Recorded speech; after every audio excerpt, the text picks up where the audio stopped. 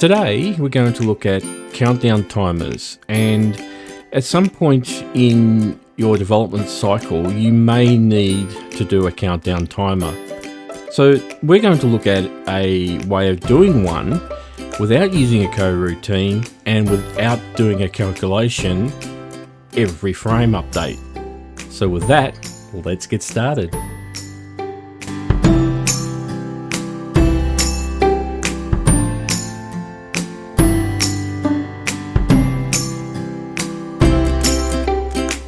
Okay, to get started, we'll need an empty object and we'll need a script, and we'll call that countdown.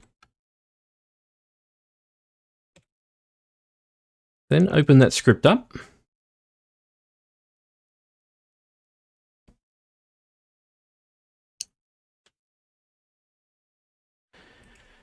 And we don't need the update, so I'm going to nick that off.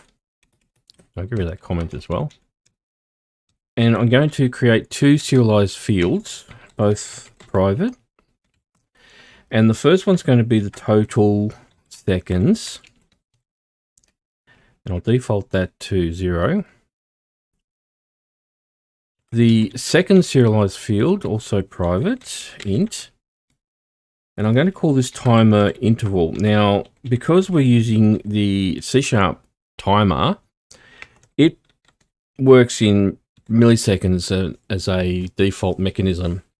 So 1000 milliseconds is 1 second. And I'll explain that a little bit more as I get further into it. Now I'm going to create a couple of variables. The first one's going to be a private bool, and we're going to say is paused. And I don't need to do equals false on that because that defaults to that. And we're going to then create a private timer, and we're going to call this clock timer. Now that's not going to resolve. So I'm going to hover over that and go down to using system timers, and that will now resolve that.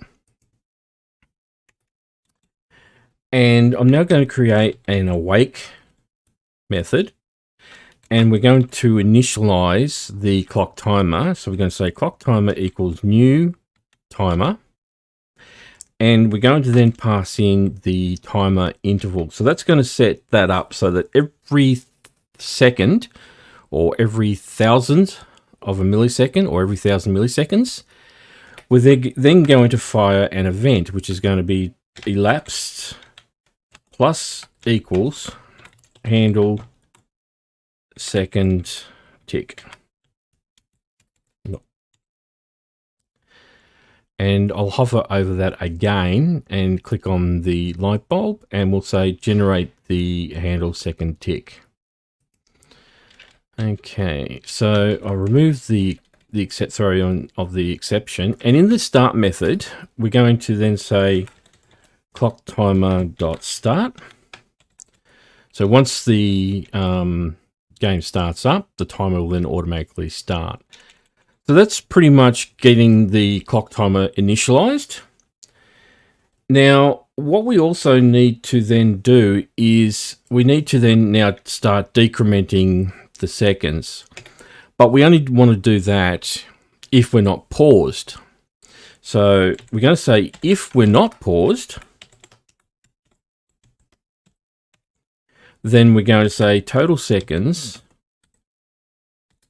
minus equals 1. So we're going to basically subtract 1 second off the total seconds. And what we'll do then is if total seconds is equal to 0, in other words, we've run out, the timer has elapsed, finished, we're going to say clock timer dot stop.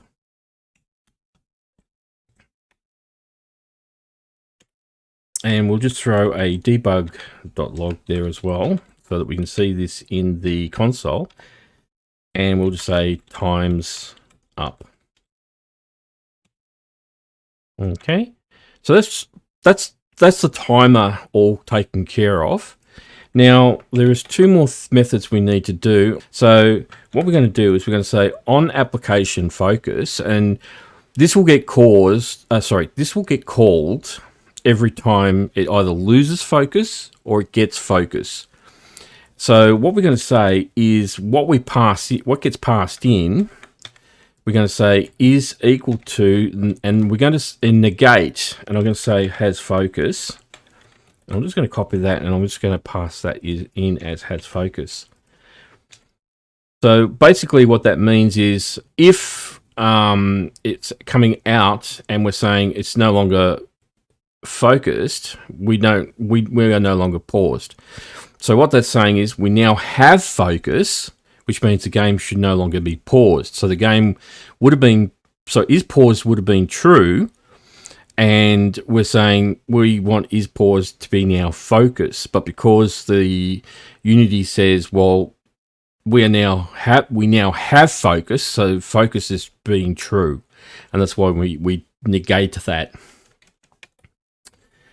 And we're going to do another one, which is on focus pause. I had to stop and think there for a minute. And we're going to do the same thing. Now this works differently to the other one. I'm going to put this one as pause status. So this one actually says the game has paused. So if it has paused, we obviously want to say is paused is equal to pause status. And if it's no longer paused, then it's obviously going to be false. And that is all we need to do in the code. So we'll switch over to the editor, and provided we've done everything correctly, if I click on the game object and attach the script to that game object, and we'll say, let's make it 20 seconds. And let's now play that, and we should start seeing that count down, which it now is. So you can see the total seconds is now counting down. And if we now pause that, it should now stop counting down, which it does. So let's unpause that, and it will resume. And hopefully when it now runs out and hits 0, we should now see a debug.log in the console, and we get that as well. So there it is. That's your simple timer or countdown timer. Any questions? Drop a comment below. Till next time. Well, we've come to the end of another video, and I do thank you for watching. If you did enjoy the video and would like to help support the channel grow, then please do subscribe. And to get notified of new content being added, make sure to press that bell.